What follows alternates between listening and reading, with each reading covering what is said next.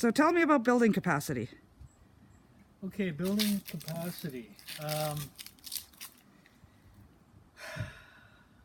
had to think about that one because there's two things that we need to talk about in any organization. One is capacity building, and one is planning for future generations and leadership. So I want to combine the two together. Um, the marketing strategy, I think, of Kwantlen is for students to get involved in like the Senate committees, in KSA positions and so forth in order to create experience. One of the the self-criticism that I can bring against myself is, wait a minute, you're 60 years old, you've had a whole lot of years to gain experience, why are you running? So I wanted to anticipate that potential criticism with the answer that, number one, nothing in the past has been done by an Aboriginal students representative, as far as I know.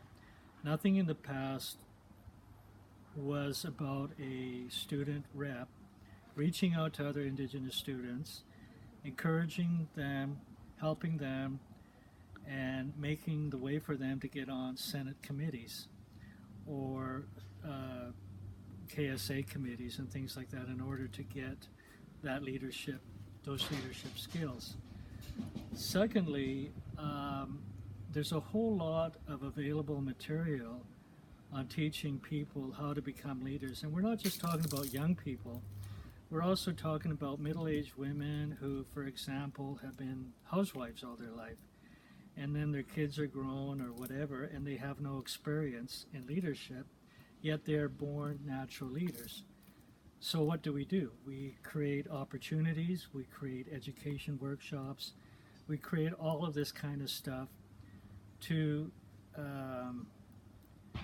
both create capacity, but also to do succession planning. And by succession planning, I mean when your current leadership on a board of directors or on a governing committee retire and move on, who's out there to come in and to be qualified to take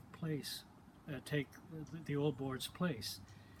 And more often than not, Native students, Native people, Indigenous people, don't have the skills that they need to be given serious consideration about leadership.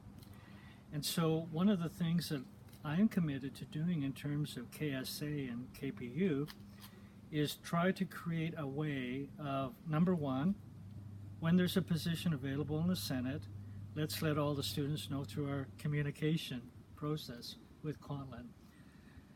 Secondly, let's the same thing with KSA. Whenever there's a position available, let's work with it. Secondly, to do workshops on this kind of stuff. And thirdly, to just, do things the way Indigenous people do, which is talk to each other. And The Moccasin Telegraph? Exactly. So those are the ideas. We need to create capacity, and we need to think about succession planning in terms of Indigenous leadership at Kwantlen. And that's what I'm committed to. So even though I've got my experience, I also understand that we got to build experience, that we got to build capacity, we got to build succession planning. And in the 6 months that I know I'll be elected for, if I'm elected, shouldn't assume that, if I'm elected, I can concentrate 6 months on doing that kind of work. And at least that's a start. At least it sets a precedent and it sets a practice for that whole concept of building capacity. And that's about all I have to say on that. That's all that comes to my mind, Ali.